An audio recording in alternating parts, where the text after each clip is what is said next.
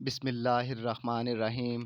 عبداللہ بن مسعود رضی اللہ تعالیٰ عنہ نے بیان کیا، میں رسول اللہ صلی اللہ علیہ وآلہ وسلم کے ساتھ مدینہ کے ایک کھیت میں جا رہا تھا اور آن حضرت صلی اللہ علیہ وآلہ وسلم ایک کھجور کی چھڑی پر ٹیکا لیتے جاتے تھے۔